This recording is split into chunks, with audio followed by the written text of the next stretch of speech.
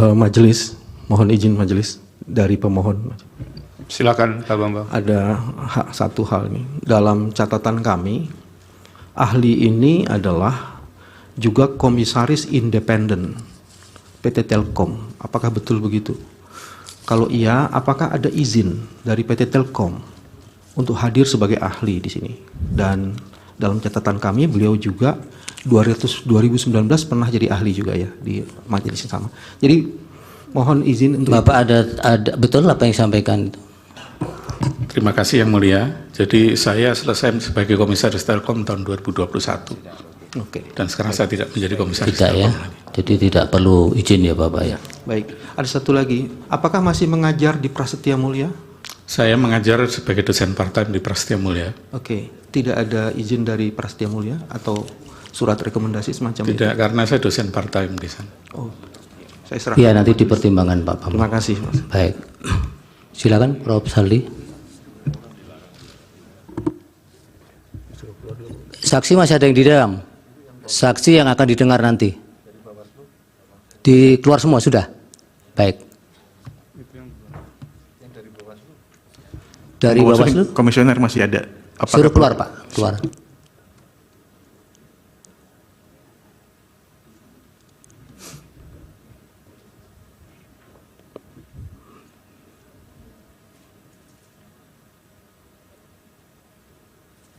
Baik, silakan Yang Mulia. Terima kasih Ketua. Prof. Marsudi, sesuai dengan ketentuan bahwa kesaksian ini akan diberikan atau keahlian ini akan diberikan dalam waktu sekitar 20 menit. Jadi presentasinya lebih kurang 10 menit, nanti ada waktu pendalaman lebih kurang 10 menit. Dipersilakan. Bismillahirrahmanirrahim. Yang saya hormati, Yang Mulia Ketua dan anggota Majelis Hakim Konstitusi, yang saya hormati teman-teman dari pemohon terkait dan termohon, serta Bapak Ibu sekalian, Assalamualaikum warahmatullahi wabarakatuh. Waalaikumsalam. Perkenankan, nama saya adalah Marsudi Wahyu Kisworo, dan seperti disampaikan oleh pemohon tadi, 2019 saya juga ada di majelis ini menjadi saksi ahli waktu itu soal situng. Mungkin beberapa hakim konstitusi yang 2019 menyidang waktu itu sempat lihat saya atau mungkin masih ingat saya begitu. Nah, Bapak Ibu sekalian dan majelis yang mulia, saya diminta oleh KPU untuk memberikan sebagai ahli, pendapat ahli mengenai Sirekap. Nah, di presentasinya bisa ditampilkan? Mohon izin menampilkan slide. Jadi kenapa? Ini setiap tahun sejak 2004 ketika pertama kali teknologi di komputer digunakan, itu selalu sistem perhitungan suara digital itu selalu dipermasalahkan. Terakhir kemarin 2019 dan sekarang terulang lagi. Padahal kita semua tahu bahwa kalau kita lihat pada peraturan perundang-undangan bahwa suara yang sah itu adalah perhitungan suara berjenjang. Artinya apa? Ekstrimnya seandainya Sirekap itu tidak ada pun, sebetulnya tidak ada pengaruhnya terhadap perhitungan suara. Karena kita lihat dalam perhitungan suara itu seperti apa. Tapi karena sudah dipermasalahkan berbagai macam masalahnya, maka izinkan saya nanti menyampaikan apa yang saya lihat tentang Sirekap ini. Saya memang Sirekap ini tidak terlibat dalam pengembangannya, karena kalau 2019 saya hitung masih banyak terlibat, tapi 2024 saya agak agak naik gunung begitu, tidak turun gunung lagi, tapi karena masalah-masalah ini kemudian saya terpaksa untuk melihat seperti apa Sirekap itu. Nah, informasi tentang Sirekap saya lebih banyak dapatkan dari teman-teman dari developer, sehingga nanti kalau ingin tahu tentang dalamnya Sirekap, Bapak, Ibu, dan Yang Mulia bisa mendalami dari developer. Nah, Sirekap itu apa sih? Jadi saya ambil dari undang-undang, dari peraturan KPU nomor 66, sebetulnya Sirekap itu adalah sarana untuk, pertama adalah publikasi hasil perhitungan suara dan proses perhitungan suara. Jadi publikasi dari kedua hal ini, tapi serta juga alat bantu untuk rekapitulasi. Jadi dia adalah alat bantu. Nah, arsitektur Sirekap sendiri itu terdiri dari dua. Jadi yang mana dipermasalahkan nanti harus jelas. Ada dua, yang pertama Sirekap Mobile. Sirekap Mobile itu adanya di HP. Itu aplikasi yang kemarin ditampilkan itu ada semuanya Sirekap Mobile itu. yang ada di KPPS. Jadi digunakan oleh KPPS untuk mengupload data itu adalah Sirekap mobile yang ada di dalam handphone atau telepon selulernya, karena itu ada banyak di sana. Kemudian masuk datanya ke dalam Sirekap web. Nah, di Sirekap web inilah kemudian data direkapitulasi dan kemudian ditampilkan di web yang sering kita lihat sebagai info pemilu 2024 itu. Artinya apa? Jadi sebetulnya flow-nya adalah data itu masuk dari Sirekap mobile. Kemudian Sirekap web tugasnya adalah lebih kepada untuk melakukan konsolidasi, rekapitulasi dan sebagainya, dan kemudian melakukan virtualisasi atau mengekspor datanya ini ke web, dan kemudian kita bisa lihat tampilannya di web. Nah, yang mulia dan Bapak Ibu sekalian, problem pertama dari Sirekap mobile, jadi supaya clear saya sebut sebagai Sirekap mobile, dia mengambil data dari form C1 hasil yang isinya dibuat dengan tulisan tangan menggunakan teknologi yang namanya Optical Character Recognition atau OCR. Ini adalah sebuah perkembangan kemajuan dibandingkan situng dulu. Kalau situng dulu itu angkanya itu di entry manual, sehingga bisa timbul kehebohan seolah-olah ada kesengajaan entry yang dinaikkan dan sebagainya. Maka teman-teman developer untuk Sirekap ini menggunakan secara otomatis. Jadi tulisan yang ada di C1 hasil itu di scan, kemudian di capture, kemudian dirubah menjadi angka. Nah, disinilah problem pertamanya muncul. Pertama, karena tulisan yang ada di form C1 itu tulisan tangan, dan kita tahu semua bahwa tulisan tangan tiap orang itu beda-beda. Apalagi tulisan tangan di 822.000 TPS yang pasti orangnya berbeda dan tulisan tangannya bisa berbeda. Ada mungkin di KPPS yang mengisi ini tulisannya bagus, mudah dibaca. Tapi mungkin juga ada sebagian besar juga yang tulisannya kurang bagus, bahkan yang tulisannya jelek. Saya sendiri termasuk orang yang tulisan tangan saya itu sulit dibaca. Nah, sebagai contoh, kita lihat di sini, dalam menuliskan angka saja, itu stylenya bisa beda-beda. Ada menuliskan angka 4 dengan kayak kursi terbalik, atasnya terbuka, tapi ada juga seperti yang di pojok sebelah kiri, 4 itu tertutup atasnya. Demikian juga angka-angka lain, 1 ada yang menggunakan, ada yang pakai topi dan sepatu, ada yang cuma garis saja. Nah, karena itu, Optical Character Recognition itu, kalau di laboratorium, itu akurasinya masih sekitar 99%, jadi masih ada kemungkinan error 1% di sana. Tapi kalau dipakai di lapangan, itu bisa lebih rendah lagi. Nah, paling tinggi itu sekitar 92-93%. Jadi ada kemungkinan 7% salah ketika OCR ini merubah gambar menjadi angka. Nah, ini problem yang pertama. Problem kedua adalah karena Sirekap mobile itu ada di install di masing-masing handphone dari KPPS, maka yang terjadi kita tahu bahwa handphone itu beda-beda mereknya, beda-beda kualitasnya. Ada handphone yang kualitas kameranya sangat bagus, ada handphone yang kameranya sangat kurang bagus. Resolusinya juga beda-beda. Nah, akibatnya terjadilah seperti contoh di atas di layar, itu form C1 bisa beda-beda, kualitasnya ada yang gambarnya jelas, ada yang buram, ada yang remang-remang, ada yang warnanya jadi putih, ada yang warnanya kekuning-kuningan, begitu. Ini dari sisi kamera, problem kedua. Problem ketiga adalah dari kertasnya sendiri. Kita lihat contohnya di yang form C1 yang di kanan itu kertasnya terlipat. Sehingga ketika terlipat ini bisa menimbulkan kesalahan interpretasi oleh OCR ini.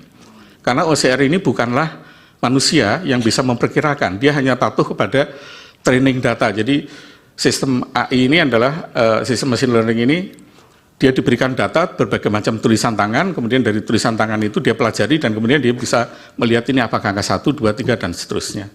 Nah, tapi kalau kualitas gambarnya seperti ini menjadi masalah. Nah, jadi 3 masalah ini yang menjadi sumber ketika kenapa yang bisa menjelaskan kenapa ketika ditampilkan di web itu antara angka dengan C1 bisa berbeda. Nah, tetapi karena Sirekap ini adalah sarana untuk transparansi, maka ketika terjadi perbedaan dan kemudian terjadi keluhan atau komplain dari masyarakat, KPU kemudian segera untuk mengkoreksi itu, melakukan tindakan korektif. Sehingga makin lama errornya, kesalahannya makin lama makin sedikit. Nah, Bapak Ibu sekalian dan yang mulia, ini juga contoh masih ya. Jadi ini adalah contoh bagaimana ketika kertasnya agak miring begitu sehingga ketika di-scan itu menjadi tidak akurat angka-angkanya. Nah, tetapi kalau kemudian ada opini bahwa ada manipulasi suara dengan Sirekap, mari kita lihat hasil Sirekap dibandingkan dengan yang lainnya. Tapi sebelum ke sana, saya ingin menjelaskan bagaimana sebuah software itu di-develop. Jadi Sirekap termasuk Sirekap melalui proses seperti ini. Jadi pertama, developer itu membuat aplikasi, kemudian dilakukan testing, diuji sampai nanti software itu diyakinkan bagus, berjalan dengan baik, baru kemudian dideploy atau diinstal. Nah, diinstal inilah terjadi tadi masalah ketika HP-nya beda-beda dan sebagainya, itu kemudian bisa timbul masalah di sini.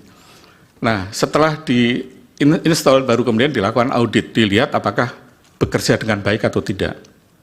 Kalau suatu saat ditemukan fraud, ditemukan adanya penyimpangan atau kejahatan di sana, maka baru kemudian dilakukan namanya forensic audit.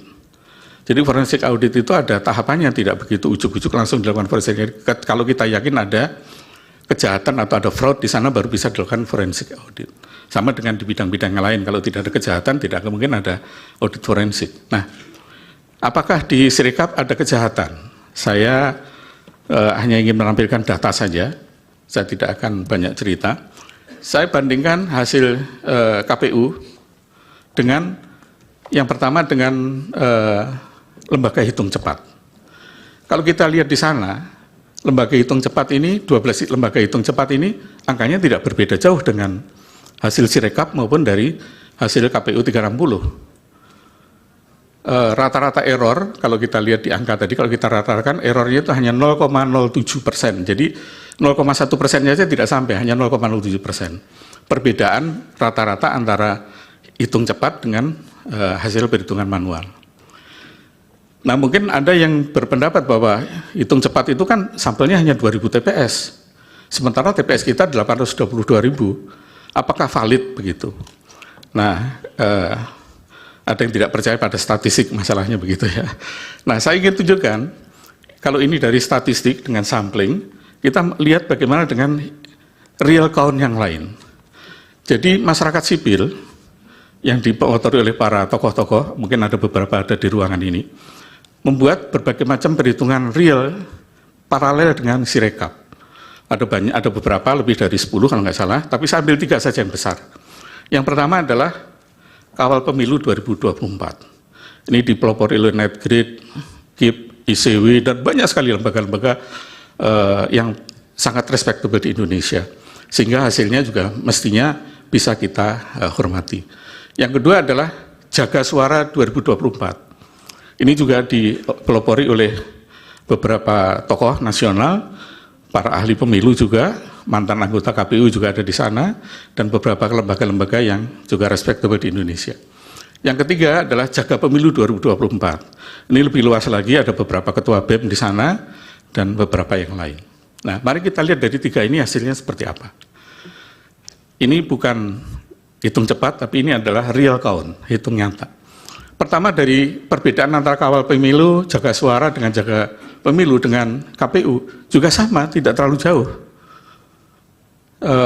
Yang paling tinggi di sana adalah hanya di Jaga Pemilu, karena Jaga Pemilu itu melakukan pembulatan.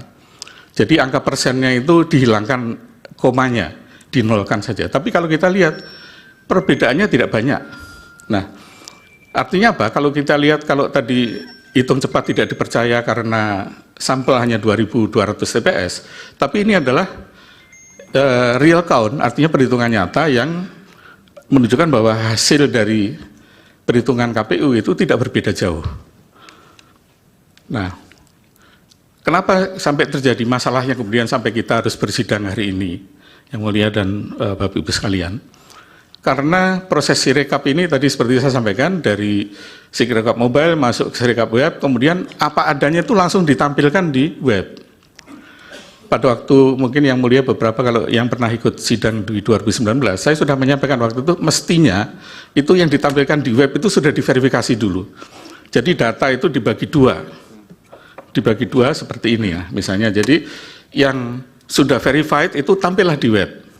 yang belum verified itu di pending dulu, dimasukkan ke tempat sementara dulu sambil diperiksa, kemudian diperbaiki. Jangan kemudian yang diperbaiki itu yang ada. Nah, kalau ini mudah-mudahan nanti teman-teman KPU bisa untuk tahun 2029, biar tidak ada lagi sidang soal Sirekap, gitu. Maka mudah-mudahan bisa mengimplementasikan apa yang saya sampaikan pada hari ini dan termasuk 2019 yang lain. Jadi hanya menampilkan data yang valid saja, yang belum valid ditunda dulu. Demikian saya kira yang mulia untuk presentasi dari saya. Saya kembalikan pada yang mulia. Terima kasih. Assalamualaikum warahmatullahi wabarakatuh. Terima kasih Prof. Marsudi. Silakan. Itu kalau di belakang nggak kelihatan ya dari depan duduknya. Bisa nggak salah satu anggota KPU-nya pindah? Iya. Yang di depan supaya Pak Marsudinya bisa duduk. Nah, kuat Pak, Ya, nanti kuat. jangan-jangan lebih awal buka puasa nanti. Enggak. Kan 2019 yang lalu kan saya cerita, saya ini praktik tai chi tiap hari, Iya. mungkin masih ingat Ini ya. dulu kan bukan bulan puasa, Prof. Sama aja, Ya. tiap minggu juga puasa. Oke, kok. terima kasih kalau bersedia. Silakan dari termohon mendalami apa ahlinya. Terima kasih. Ringkas saja Pak Azim. Terima kasih majelis. Ada dua pertanyaan yang kami ajukan kepada ahli Prof. Marsudi. Yang pertama, di publik dan juga kemudian diungkapkan dalam persidangan ini, saksi yang diajukan oleh pasangan calon nomor 3, sebagaimana yang kemarin menyampaikan keterangan di sini, itu dalam analisisnya terhadap apa-apa yang ada di dalam Sirekap itu menyatakan bahwa dalam beberapa waktu tertentu ketika KPU tidak menampilkan pie chart atau hasil pembacaan UCR itu dengan penjelasan bahwa sedang dilakukan koreksi, ternyata menurut saksi tersebut bahwa polanya kok sama ya perolehan suara maupun persentasenya. Jadi kemudian saksi itu berpendapat atau menyatakan bahwa ini Sirekap seolah-olah kesannya sudah dikunci untuk calon tertentu presentasinya sekian, calon tertentu presentasinya sekian. Mohon penjelasan soal ini ahli. Nah yang kedua, di Prof. dalam Marsudi bisa dicatat ya, nanti akan semuanya bertanya dulu baru Bapak Prof menjawab. yang kedua,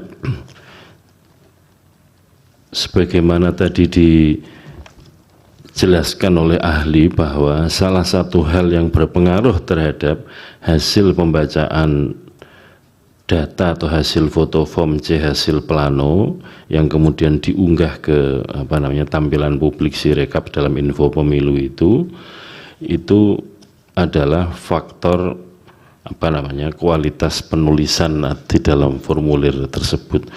Nah, soal ini mohon dieksplor lagi Prof supaya kemudian kita sama-sama memahami sekiranya ada tampilan antara apa yang ada dalam tulisan dalam foto itu dengan hasil pembacaan UCR-nya itu katakanlah berbeda, yang kemudian ketika dikoreksi publik atau banyak pihak menyatakan ini suara kok naik turun dan seterusnya atau berubah.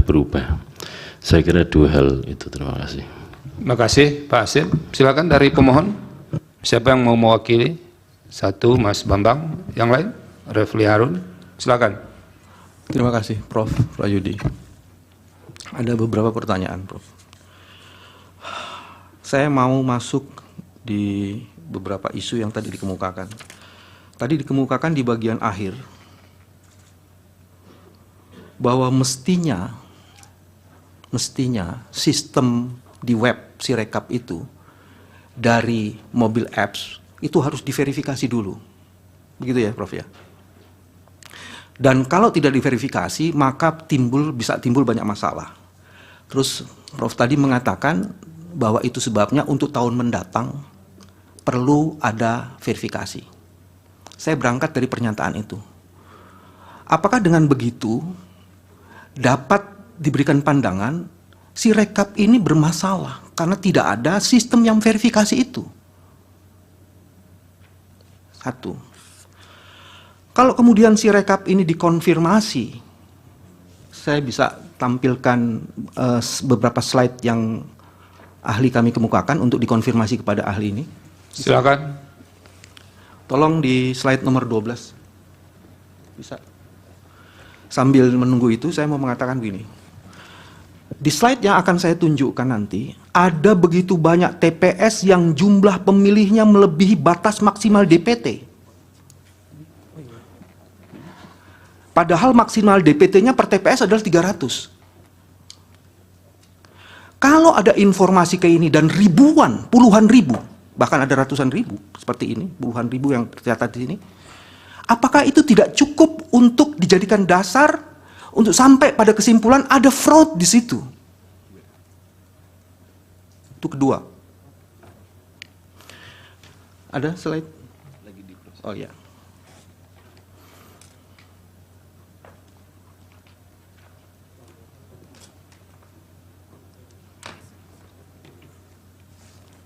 Bisa. Oh,